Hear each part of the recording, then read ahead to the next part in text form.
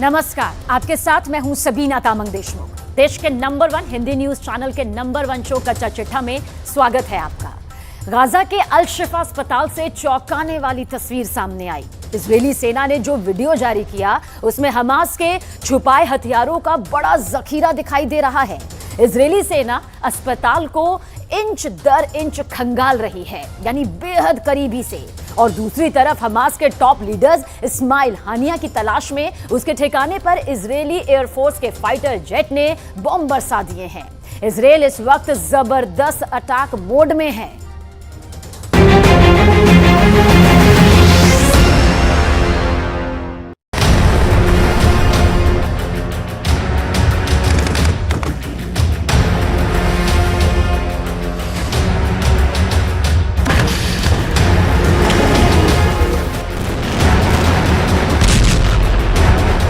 Israel का most wanted आतंकवादी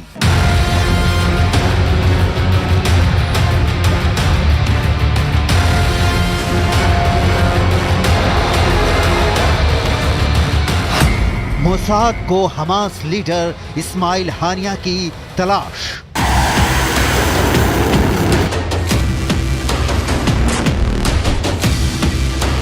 Israel ने हानिया के घर की फाइटर जेट से बमबारी।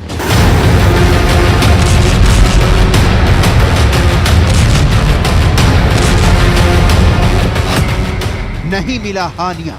गाजा की सुरंग से कहां गायब हो गया हानिया।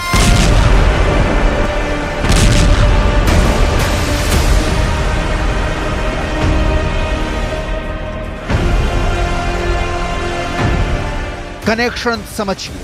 एक तरफ इजराइल के डिफेंस फोर्स यानी आईडीएफ गाजा के सबसे बड़े अस्पताल अल शिफा में घुस चुकी है। वहां हमास के तथाकथित सुरंगों का सर्च ऑपरेशन चल रहा है।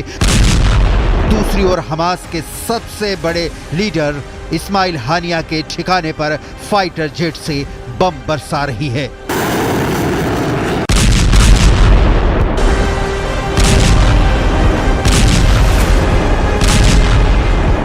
इस्माइल हानिया जिसके हाथों में हमास की कमान है, जो most wanted Osama bin Laden के मारे जाने के खिलाफ है, जिसके दुनिया के कई मुस्लिम देशों में अच्छे ताल्लुकात हैं, कभी कतर कभी तुर्की में रहने वाला इस्माइल हानिया इस वक्त कहां है? इसके डिटेल में जाने से पहले हानिया के घर पर हुई फाइटर जेट के हमले की रिपोर्ट देख लेते हैं।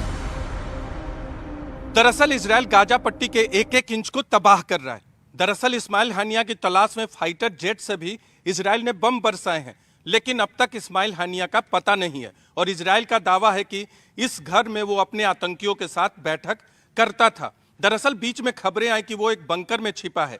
बंकर का संपर्क भी काटा गया, लेकिन बावजूद इसके पूरी तरह से इस्माइल हानिया अब तक इजरायल की पकड़ से बाहर है और अब तक उसकी तलाश इजरायल नहीं कर सका है। इजरायल के लिए क्यों इतना अहम है इस्माइल हानिया का पकड़ा जाना? हानिया को जिंदा या मुर्दा पकड़ने से इजरायल को कैसे होगा फायदा? हानिया के खिलाफ इजरायल के पास क्या सबूत हैं? हमास का टॉप लीडर हानिया इस वक्त कहां छुपा है?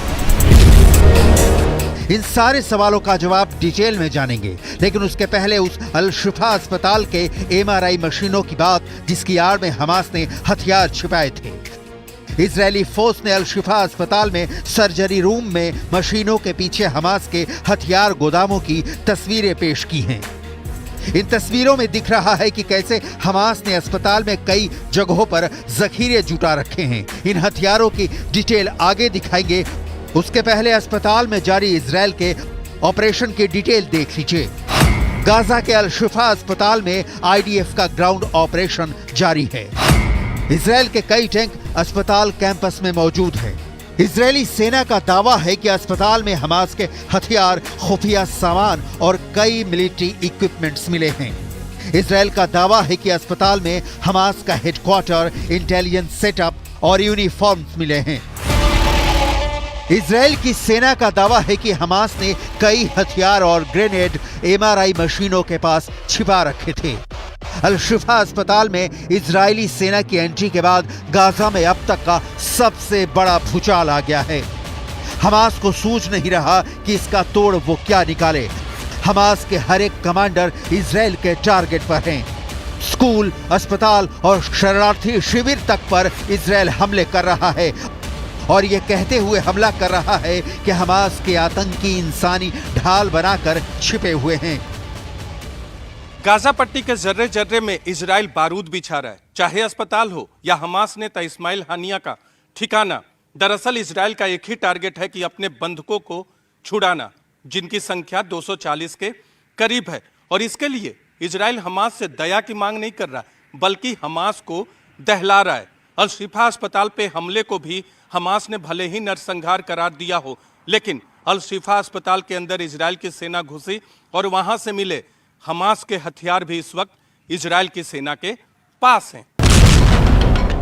इजराइल 7 अक्टूबर के उस हर गुनहगार की तलाश कर रहा है जिसका हमले में हाथ तो दूर उंगली भर तक शामिल थी। हमास के 60 से ज्यादा कमांडरों को इजराइल की डिफेंस फोर्स मौत की नींद सुला चुकी है।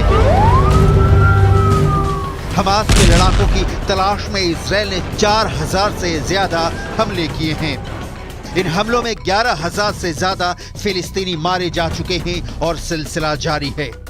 अल शिफा अस्पताल के भीतर पानी नहीं है, बिजली नहीं है। गंभीर हालात में जो मरीज हैं वो दम तोड़ते दिख रहे हैं।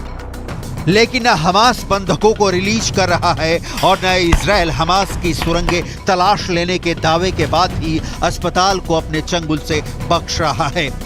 कारण क्या है? पश्चिमी मीडिया में इसे लेकर कई तरह की रिपोर्ट छप रही हैं, लेकिन हल किसी भी पन्ने पर दर्ज नहीं दिख रहा। गाजा के सबसे बड़े अस्पताल की सबसे लेटेस्ट तस्वीरें देखिए।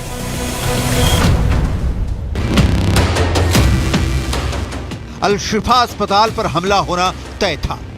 यह हमला अब तक टल रहा था क्योंकि मोसाद की रिपोर्ट में यह बात बिल्कुल क्लियर दिखी थी कि इजराइल के पास इस बात के सबूत हैं कि अस्पताल की आड़ में हमास ने कमांड सेंटर बना रखा है।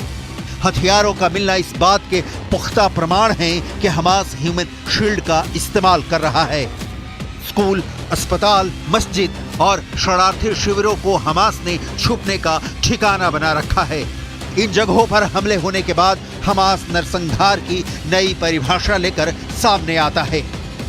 आपको याद होगा कि हमास कह चुका है कि वो 7 अक्टूबर जैसे इजराइल के खिलाफ क्रूर हमले बार बार करेगा जब भी मौका मिलेगा। हमास का मानना है कि इजराइल जैसा देश अस्तित्व में ही नहीं होना चाहिए, क्योंकि इजराइल जिस जमीन को अपना कहता है वो दरअसल फिलिस्तीनियों की है। हमास का इरादा क्लियर है, इसीलिए इजराइल का एक्शन भी बिल्कुल साफ है, मतलब गाजा पर कंप्लीट कंट्रोल।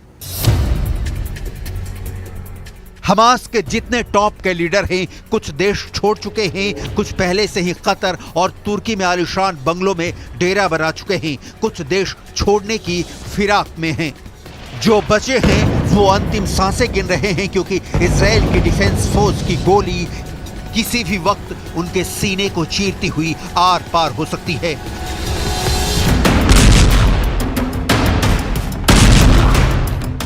हमास का अंतिम लड़ाका जब तक जिंदा है, इजराइल ने नहीं रुकने की सौगंध खाई है।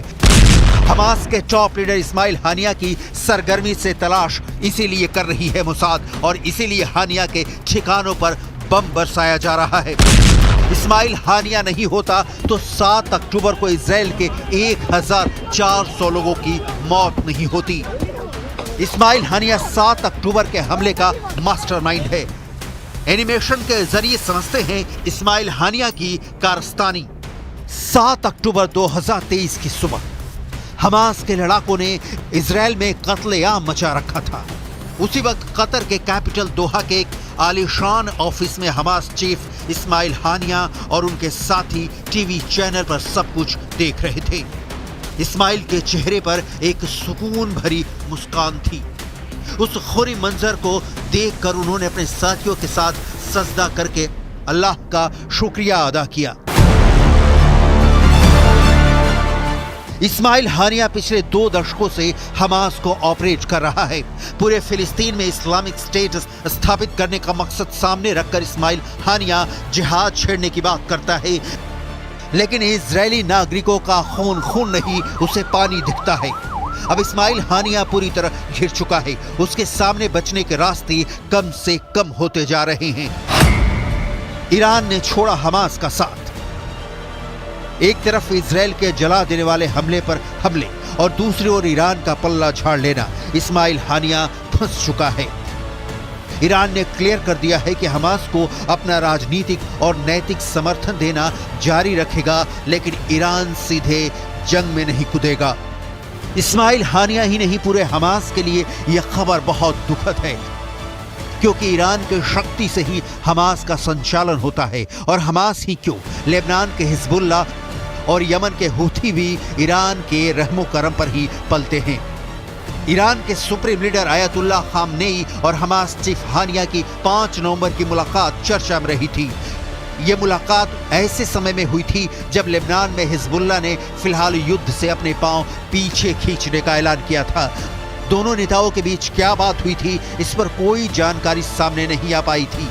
कयास लगाए गए कि हमास चीफ इस्माइल हानिया ने जंग के लिए ईरान से हथियारों के लिए जरूरी मदद मांगी थी।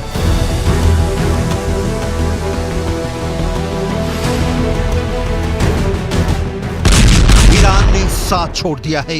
इस्माइल हानिया के घर बमबारी हो रही है।